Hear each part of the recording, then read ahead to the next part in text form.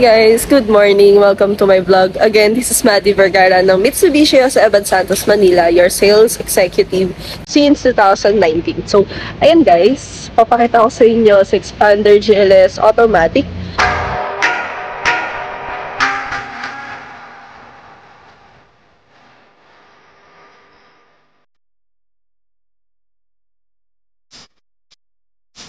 So yan guys, Xpander GLS Automatic Titanium Gray. So pwede siyang pumatak ng at least 5,000 down payment, approved ng RCBC at BPI. So guys, ang possible na maging for 5 years. So yan guys, let's go inside sa Xpander GLS Automatic para at least mapakita ko sa inyo kung ano ang itsura ng loob niya.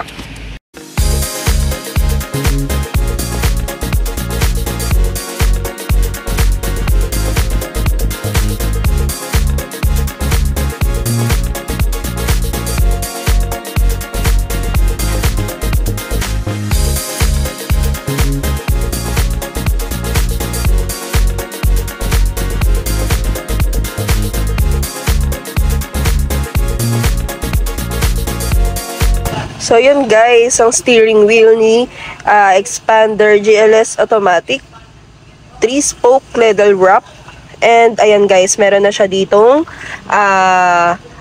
hands-free button, ayan, volume, and sa cruise control. So ito po yung cluster meter niya guys, ayan, kung makikita ninyo po.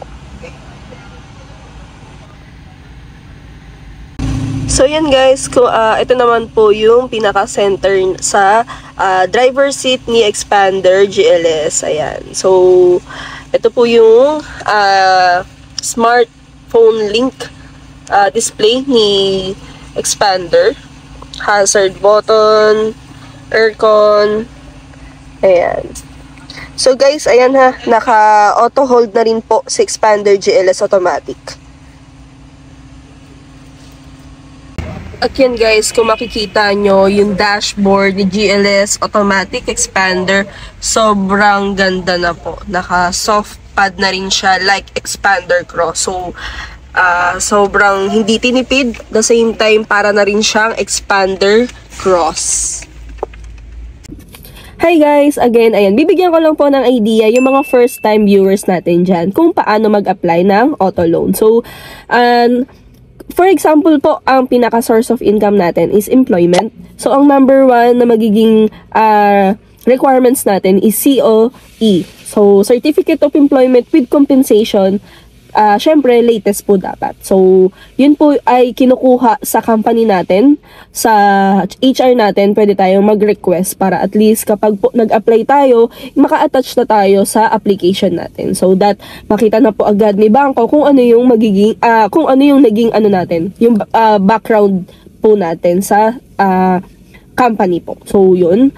So, second po, kailangan po natin ng at least 2 valid IDs. So, 1 primary ID at 1 secondary ID. Sa primary po, pwedeng driver's license, pwedeng passport, UMID, ayan. So, sa secondary naman po, TIN, PhilHealth, police, NBI. So, yun po, pwede natin siyang eta. So, kailangan po, may isang primary, may isang secondary. So, hindi po siya pwedeng stand ng dalawang secondary. Hahanapan pa rin po tayo ng primary ID. So, for third requirements po, ang kailangan natin is proof of billing. So, ang kailangan po natin is proof of billing na electric bill or water bill. So, may mga client dyan na magtatanong po, paano po kung hindi po nakapangalan sa amin yung billing. So, pwede naman po yun kung relative natin. Pwede nyo na po munang ipasa sa atin. So, may mga bangko naman po na nanghihingi ng authorization when it comes na release na po. So, pwede po na natin siyang ipasa muna habang kahit hindi pa po naka-name sa inyo si electric bill. So, antay na lang po muna tayo ng approval ni bangko. So, for example naman po, ang source of income natin is business. Ayan. So, ang possible po na maging requirements natin, DTI po, at least 3 years na po yung business natin. Or, kung hindi naman po updated si DTI, pwede po yung lumang DTI natin i-attach po natin para at least mapakita po natin na matagal na yung business natin or si business permit po. So attach lang tayo ng mga una pa pong mga kinuha na natin yung papers sa business natin. So second po na magiging requirements for business is bank statement. So yun, kailangan po talaga ni bangko makita yung flow dahil yun po yung source of income natin. So at least 3 to 6 months po mapakita natin kay bangko yung flow ng source of income natin sa business. Ayan. So third, same po ng ID. Two valid IDs, one primary and one secondary. So pwede naman pong advice ko lang, pwede rin naman pong dalawang primary ID. Ayan. So same po na fourth is proof of billing. So pwede po yun. Yung electric bill at water bill, same lang po sa employment requirements natin.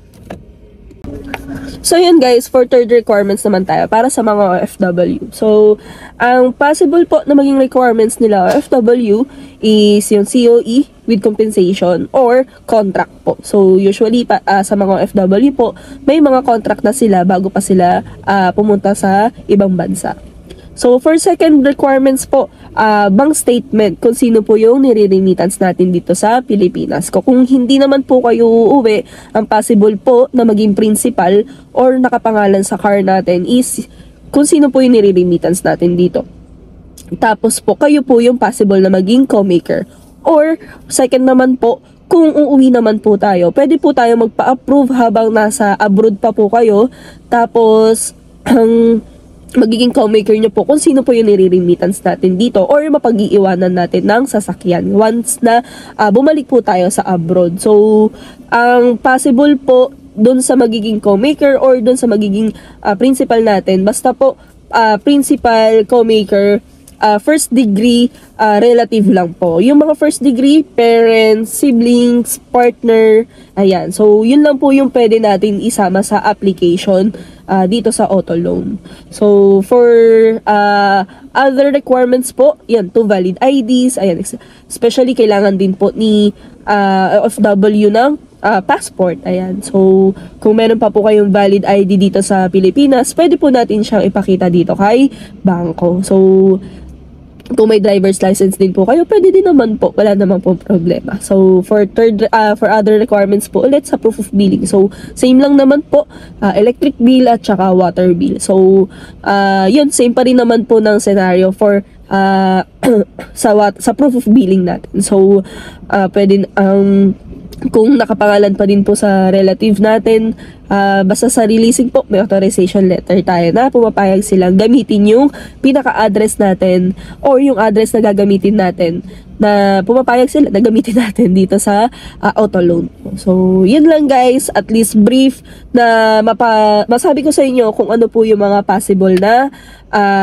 requirements pa. Brief lang po sa mga bago din natin viewers dyan. Hi guys! Mag-subscribe ka na at ikaw na yung susunod na magiging kliyente ko dito sa Mitsubishi Jose Abad Santos, Manila. So, ano pang inaantay mo? Like na, subscribe na!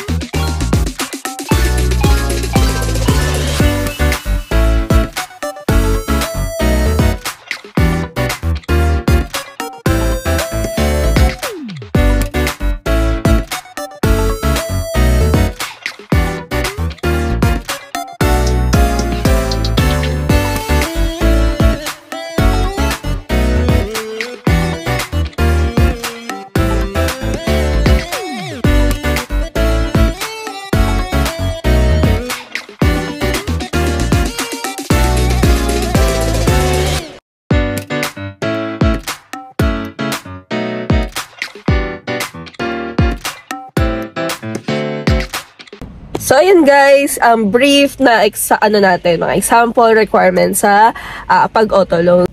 So, ayan guys, thank you so much for watching my video. Again guys, yung mga hindi pa po nagsusubscribe dyan, yung mga new viewers ka dyan, guys, mag-like na kayo at mag-subscribe na rin kayo sa video ko para at least updated po kayo sa mga susunod na videos na i-upload natin. So, thank you so much for watching again guys. See you!